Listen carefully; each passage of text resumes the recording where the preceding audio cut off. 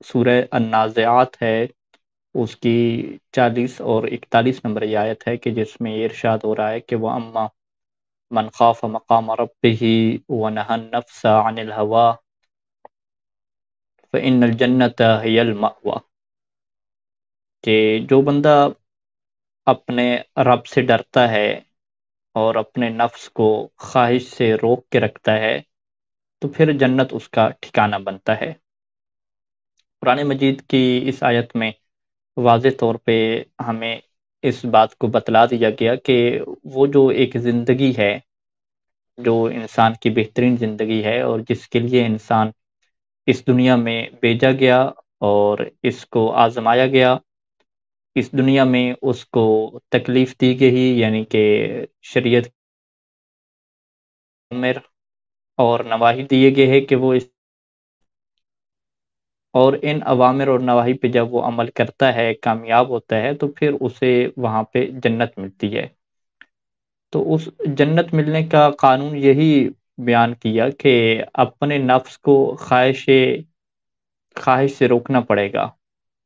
تو جو اپنے نفس کو خواہش سے نہیں روکتا، بس جو اس کے دل میں آتا ہے وہی کرتا جاتا ہے، تو پھر وہ اس چیز کو بھول جائے کہ جنت کیا ہے، اس کا ٹھکانہ ہوگا۔ تمام جتنے بھی لوگ ہیں وہ اپنا فیوچر اور مستقبل اچھا بنانا چاہتے ہیں۔ جو اپنے مستقبل کے بارے میں نہیں سوچتا، اس کو یہ کہا جاتا ہے کہ یہ لا ایک قسم کا عقل مند انسان بھی نہیں ہے، کہ جو اپنے مستقبل کے بارے میں نہیں سوچ رہا۔ ماہ رمضان المبارک یہ وہ مہینہ ہے کہ جس میں ہر کوئی اپنی تربیت کے حوالے سے آگے بڑھتا ہے اور اس چیز کی پریکٹس کرتا ہے کہ کس طرح سے اس نے اپنے آپ کو جو ہے وہ خواہش سے روکنا ہے اور اللہ کی اطاعت کی طرف بڑھنا ہے۔ اور یہ بڑا ایک اچھا نقطہ ہمارے سامنے آتا ہے کہ جب روایات میں، شیعہ سنی روایات میں یہ بات سامنے آتی ہے کہ ماہ رمضان المبارک میں جو شیطان کے وسوسے ہیں وہ روک دیے جاتے ہیں۔ شیطان کے پاس یہ طاقت، یہ پاور ایک مہینے کے لیے ختم کر دی جاتی ہے کہ وہ شیطان کے دل میں وسوسہ ڈالے اور برا خیال ڈالے۔ اب شیطان کیا ہو گیا؟ سائڈ پہ ہو گیا۔ اب انسان کو جو ہے وہ اس بات کا جو ہے وہ ادراک کرنا ہوتا ہے اور اس بات کو پہچاننا ہوتا ہے کہ یہ اگر برے کام کر رہا تھا، پہلے تو یہ کہہ دیتا تھا کہ یہ شیطان کی وجہ سے میں برے کام کر رہا ہوں۔ ابھی تو شیطان وسوسہ نہیں ڈال رہا، ابھی یہ اس بات کا کیسے فیصلہ کرے گا کہ کیا یہ برے کام اپنے برا ہونے کی وجہ سے کر رہا ہے یا شیطان کی وجہ سے کر رہا ہے؟ یعنی بالکل جو انسان کا اندر ہے، انسان کا باطن ہے، وہ انسان کے سامنے آ جاتا ہے۔ اگر پہلے یہ جھوٹ بولا تو یہ کہہ سکتا تھا کہ یہ شیطان نے مجھے خیال ڈالا کہ میں کیا جھوٹ بولوں۔ ابھی اگر وہ دو نمبری کر رہا ہے اور جھوٹ بول رہا ہے تو وہ کس وجہ سے کر رہا ہے؟ وہ اپنی وجہ سے کر رہا ہے، نہ کہ شیطان کی وجہ سے کر رہا ہے۔ اور ہمارے ایک شیخ ہیں وہ یہ کہتے ہیں کہ ماہ رمضان المبارک حقیقت میں شیطان کی مظلومیت کے ثابت ہونے کا مہینہ ہے، کہ جب یہ انسان کے لیے ثابت ہو جاتا ہے کہ شیطان کو تو ویسے لوگ برا بھلا کہتے ہیں کہ وہ سب کو گمراہ کیے ہوئے، اصل تو سارے خود کیا کرپٹ ہیں۔ تو جب انسان خود کرپٹ ہے، خود کرپشن کے اندر بھرا ہوا ہے،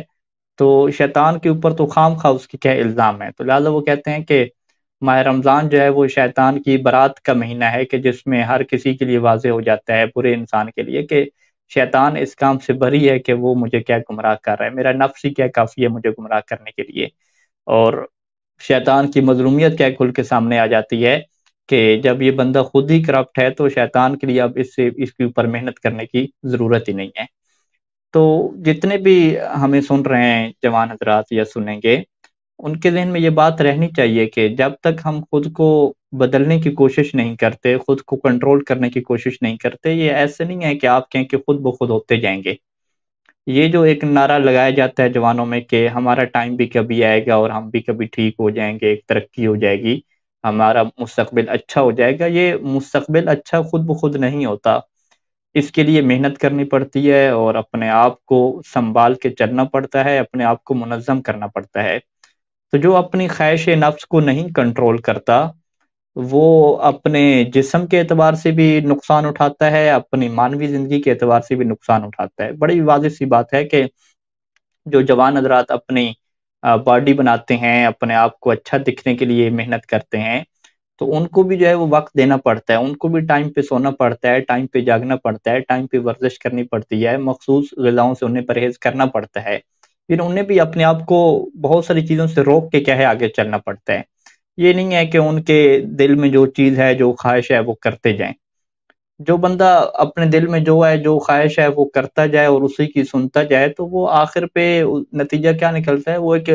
نشئی کی صورت میں ایک انسان کے سامنے آتا ہے کہ وہ انسان پھر نشے کا عادی ہو جاتا ہے، شراب کا عادی ہو جاتا ہے، بہت ساری نشوں کا عادی ہو جاتا ہے۔ کیوں؟ کیونکہ وہ اپنی نفس کی سنتا گیا، اپنی نفس کی سنتا گیا، اپنی خواہشات کی سنتا گیا، اس نے اس کو روکا ہی نہیں۔ جب اس نے اپنے نفس کو روکا ہی نہیں، اس کو جو ہے وہ پکڑ کے سیدھے رستے پہ لگایا ہی نہیں، وہ یہ سوچ رہا تھا کہ شاید خود بخود ایسا ہو جائے گا کہ میں ٹھیک ہو جاؤں گا، تو اب اس کا نقصان یہ ہوتا ہے کہ اس کی دنیا بھی تباہ ہو جاتی ہے، اور جب دنیا اس کی تباہ ہوتی ہے تو پھر آخرت تو ویسی تباہ ہو چکی ہے۔ تو یہ ان بدبخت ترین لوگوں میں سے ہوتا ہے کہ جس کے متعلق قرآن نے یہ جملہ استعمال کیا کہ ان لوگوں کی دنیا بھی کیا ہے، خسارت میں ہے، خسرت دنیا والآخرہ، کہ یہ دنیا اور آخرت دونوں میں کیا ہے نقصان اٹھانے والے بن جاتے ہیں۔ تو لہٰذا یہ بڑا مشکل ترین مرحلہ ہے کہ ہمیں اس بات کو سوچنا ہے کہ اللہ تعالیٰ نے شیطان کے وسوسے کے ساتھ ساتھ جو ہمارے اندر ایک خطرناک طاقت رکھی ہے، وہ خواہش ہے، وہ آرام کی خواہش ہے، وہ محنت نہ کرنے کی خواہش ہے، وہ برے کام کرنے کی خواہش ہے۔ اس خواہش کو روکنا ہے ہمیں، ہمیں اپنے نفس کو ان خواہشات سے روکنا ہے، ہر کسی کو الگ طور پہ اپنی جگہ پہ روکنا ہے۔ اگر ہم یہ کہیں کہ ہمیں خود کو نہیں روکنا پڑے گا اور خود بخود یہ نظام چلے گا، یہ ایسا نہیں ہو سکتا۔ انبیاء نے بھی یہ دعویٰ نہیں کیا کہ ہمیں خود کو نہیں روکنا پڑتا، انبیاء بھی یہ کہتے تھے کہ ہمارے اندر بھی اللہ نے ایک یہ چیز رکھی ہے کہ وہ بھی ہمیں کیا برائی کی طرف لے کر جاتی ہے اور ہم اس کو روکتے ہیں۔ تو جب انبیاء سے لے کر تمام اولیاء تک یہ نظام چلتا آ رہا ہے کہ ہر کوئی اپنے آپ سے لڑ رہا ہے، اپنے نفس سے لڑ رہا ہے، اپنے آپ کو کنٹرول کر رہا ہے، تو پھر ایک جوان یہ کیسے کہہ سکتا ہے کہ میں کچھ کروں گا ہی نہیں، میں اپنے بارے میں سوچوں گا ہی نہیں، اپنے آپ کو میں کنٹرول نہیں کروں گا تو یہ سارا نظام صحیح ہو جائے گا؟ نہیں، ایسا نہیں ہوگا۔ اسے روزانہ کی بنیاد پہ، اسے ہر لمحے کی بنیاد پہ اپنے آپ کے ساتھ لڑنا ہوگا، اپنے ساتھ جہاد اکبر کرنا ہوگا، اپنے نفس کو روک کے رکھنا ہوگا۔ اور ماہ رمضان المبارک یہ وہ مہینہ ہے کہ جس میں انسان ہے اور اس کی خواہش ہے، اس کا نفس ہے سامنے۔ اب یہاں پہ چیز بالکل واضح ہو جاتی ہے کہ جب شیطان کی طرف سے وسوسے کا عنصر بھی ختم ہو گیا، تو اب اس کا اپنا نفس ہے، اس نے خود کو کیا ہے دیکھنا ہے، خود کو چیک کرنا ہے کہ میں کتنے پانی میں ہوں اور کتنا خود کو کیا ہے کنٹرول کر پاتا ہوں۔ تو خوش نصیب ہے وہ انسان کہ جو اپنی طرف متوجہ ہے، اپنی فکر کر رہا ہے، اپنے مستقبل کی فکر کر رہا ہے، اور سوچ رہا ہے کہ مجھے اپنے آپ کو بنانا ہے،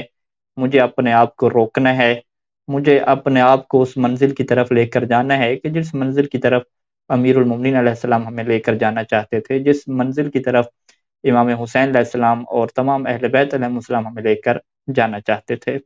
اللہم صلی علی محمد وعلی محمد، والسلام علیکم ورحمۃ اللہ وبرکاتہ۔